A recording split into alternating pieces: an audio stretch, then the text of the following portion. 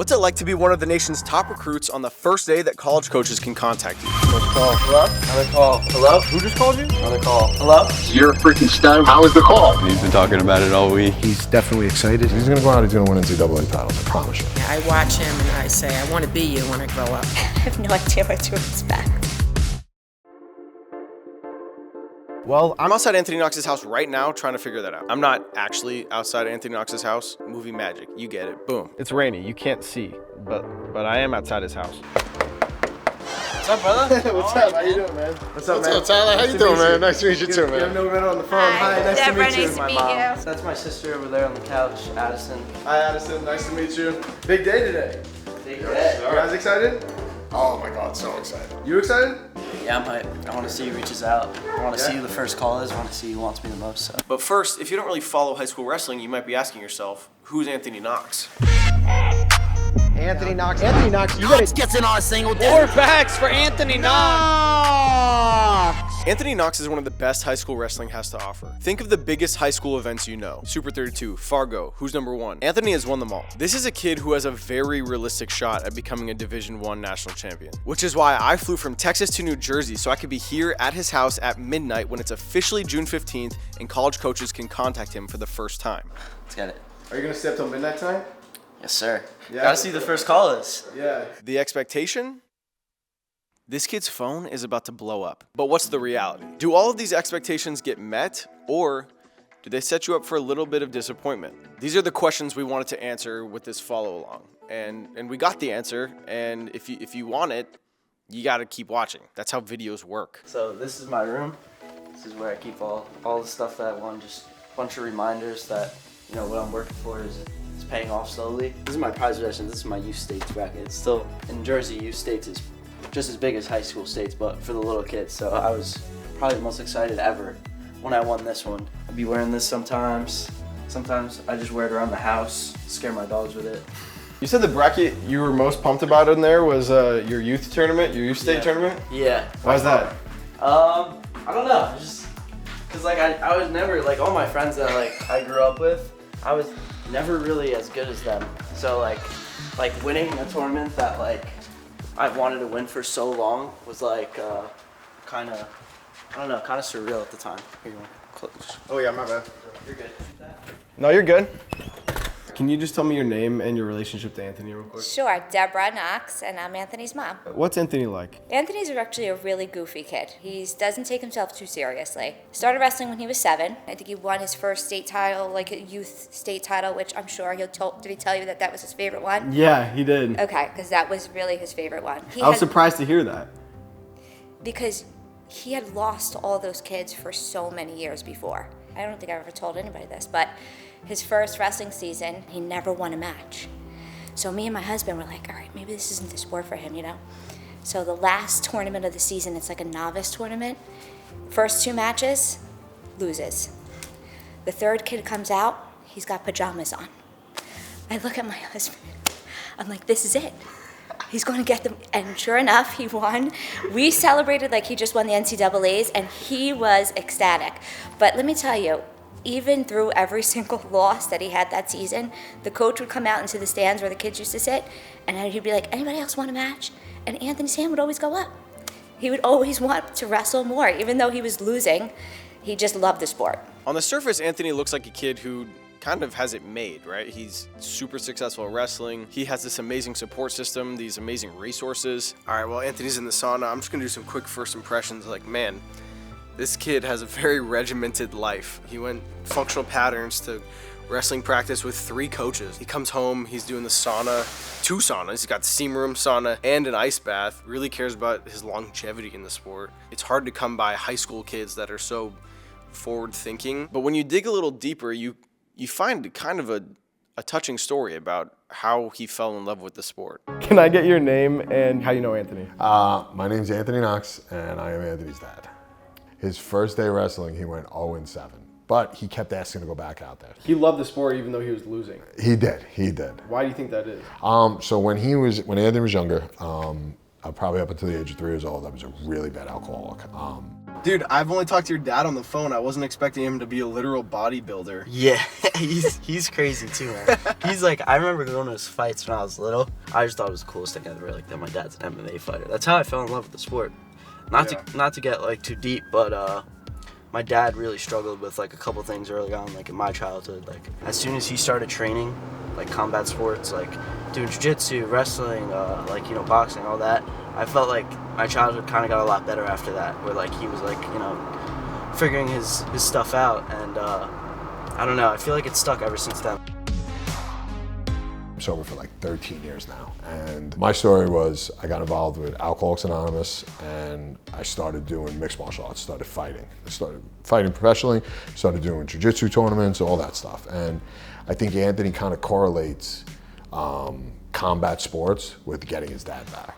The fact that combat sports gave that to me, I mean, I'm forever grateful, and I feel like that's why I loved it so much too, because, you know, growing up as a little kid, your dad's your hero. And, you know, he'd be in there when he was 4 years old, and I'm rolling, and his life is happy, and we're sparring, and he'd be 4 and run around the mat, but as soon as class started, we'd say, Anthony, you can't be on the mat. And he would go sit in the corner and pout, and then when he would try to get back on, all the guys would be like, yo, you can't come on the mat. And then as soon as he was able to be on the mat, he literally never ever left it. You're going out cool there. He didn't fall in love with it because he was dominant right away, right? He fell in love with it because he liked the game. He loved the sport, and he loved what it did for his relationship with his dad. A lot of kids go to college and don't win the way they did in high school. And the ones that continue to succeed are usually the ones that have that inner love for the sport that trumps everything else. And Anthony really seems like one of those kids that has that. You think he's any closer to actually being able to beat him in a fight? Me? Yeah. Him? It's all Wrestling talk. match. Wrestling match. No, I'm not wrestling he's match. all I like talk. wrestling He's match. all talk. He's not about it. I'm a brown belt in jiu-jitsu. We go to the floor, I'm gonna break his legs. Are you gonna get emotional at all when he gets contacted by his first college coach? I hope not. Probably, man. Why? Probably. He's my best friend, man. I can't imagine him not being in this house. I really can't, but it's coming. Yeah. It's coming. Building up to midnight, we were all getting sort of tired. I know I was. It was a mix of adrenaline and nervousness and excitement. So what's going on tonight? People are coming over like to see if your phone blows up, or? Yeah, I think everyone's kind of curious to see what happens. I want to see who calls at 12. I'm really excited about that. Obviously, I know some people are going to text tomorrow, but I want to see like how big this is. Like how many calls will I get tonight? How many calls will I get tomorrow? For me, like I'm pointing a camera at this kid for the whole day. I hope that something interesting happens, right? Because that would make a great video. How you feeling right now? Feeling good. 2 minutes. But for him, he's feeling all that pressure and more because, you know, this could affect the entire trajectory of his life. Plus, he's got a 24-year-old idiot pointing a camera at him all day. The first school that reaches out to you, do you think that they will stick out extra in your mind more than any other school? I'd say yeah. I think that they'll definitely stick. I mean, to say like I'm gonna go there, whoever the first, that's not true, but they're definitely gonna stick. I mean, whoever is willing to stay up till 12 o'clock at night to call me is, you know, someone that wants me. You know, people want to be wanted. I do think that he will remember who contacts him first. Anthony's a very loyal kid. He's very, you know, like I said, he's been with the same coaches since he's 7 years old. So I do think that, you know, in his own little mind, he'll be like, they called me first. I said I wasn't gonna be nervous, but I low-key have some butterflies right now. 12 o'clock.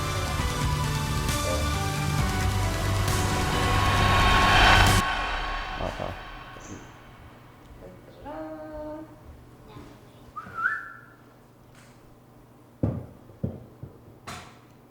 Is it 12?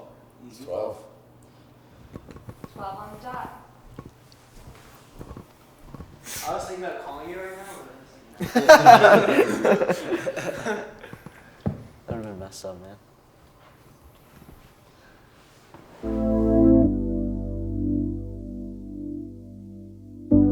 I could see the disappointment settling in on Anthony's face. And I don't think he was super worried yet because, you know, we knew a lot of coaches would probably reach out in the morning, but. What happens if you get no calls? How would you feel?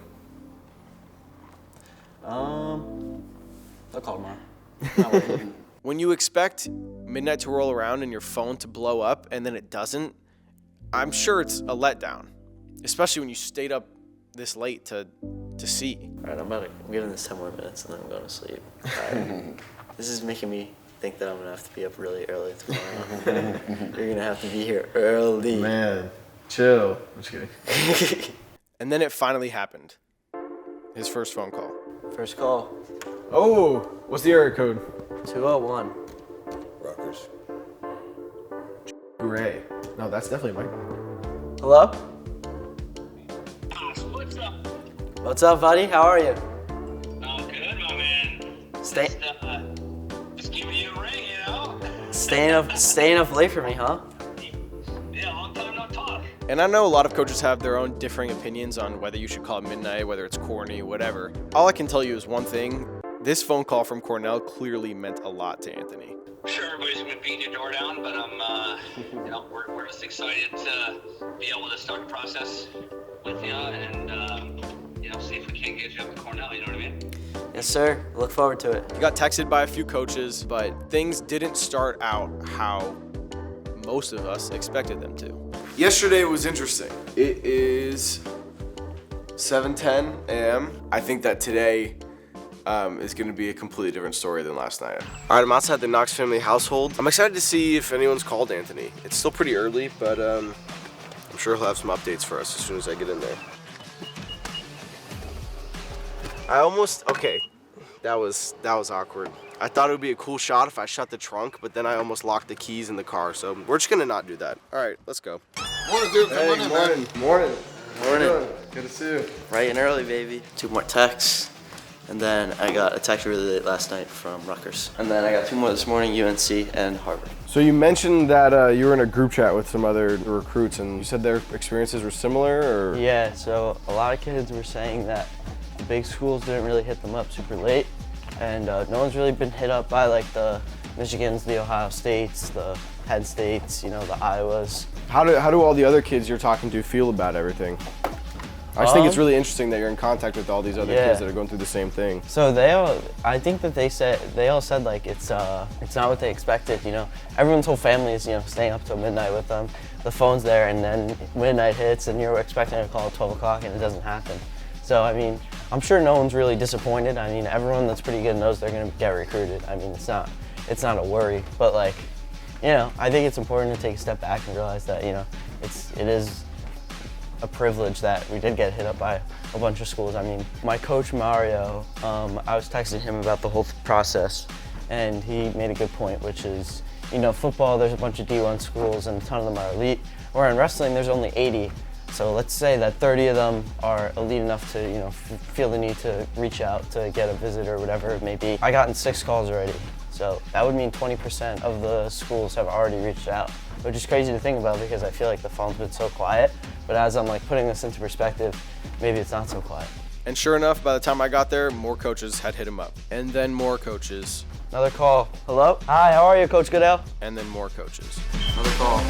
Coach Dubuque here. What's up, buddy? What's up, Coach? How are you? Hey, this is Bobby Telford at the University of Iowa. How are you? Anthony, it's Coleman. How you doing? It's Coach Roby from Virginia Tech. What's going on, buddy? What's up, Coach? How are you? So I got my first text message. Anthony, this is Sam Sikora. I'm a University of Michigan alumni, so I'm giving him the Michigan sales pitch the whole time. Just kidding if you're another college coach. I wasn't actually doing that. If you're Coach Bourmet, I was doing it. No, I'm just kidding. But of course, I gave Anthony a 2-hour break, and that was the one time Michigan called. While you were gone, I got a call from Coach Bourmet at Michigan. That's my guy. And I got a call from Zach Esposito at Okie State. Okay, Zach's cool too. It took a while for the bigger schools to call him. Your Iowas, your Penn States, your Michigans.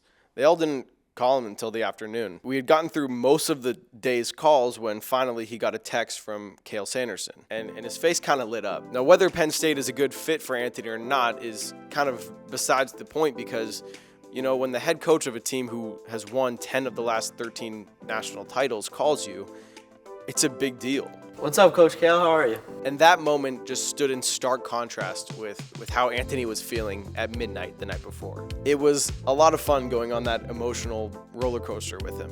Who's that? So that was Coach Cale Sanderson from Penn State.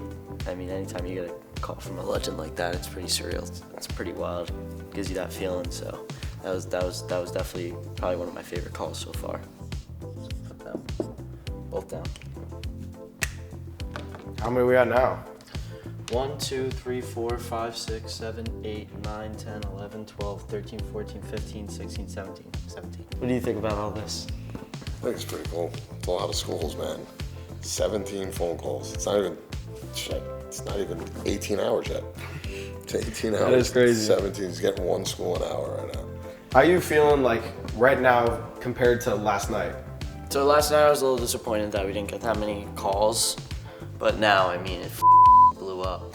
Wait, we gotta redo that. Yeah. I wouldn't say I was ever worried. I just want the content to be good, man. Shout out, Flo. Overall, it was just such a fun experience to document. And seriously, I couldn't have asked for a better family to do it with. If you enjoyed this video, the best thing you can do is go follow Anthony on Instagram right now. If we get Anthony a bunch of followers, you know, other high schoolers are gonna see that.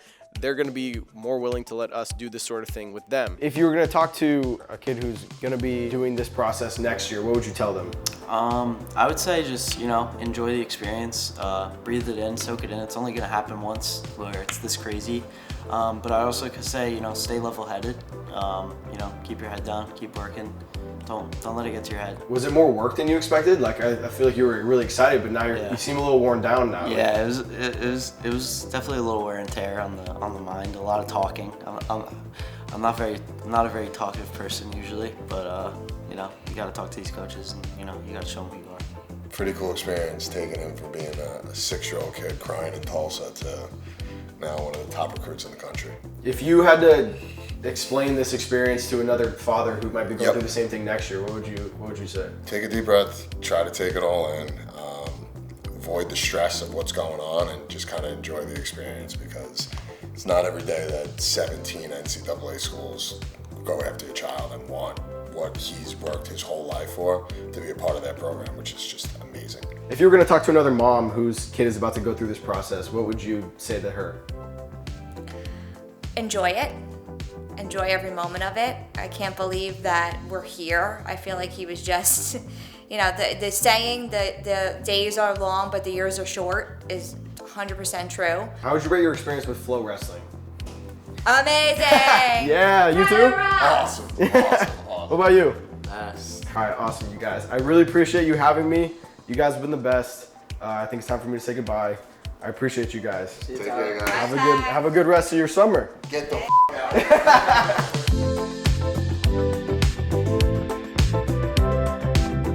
What's up, Sion? Anthony Knox. Well, who's that? He's a high school recruit. For where? He hasn't committed anywhere yet. Is he good? I heard that he's name. really good. Where's he going? He doesn't know yet. I suggest Iowa State, Penn State, Drexel, you know, any Cyclone Train program I would recommend. Thank you, Sion.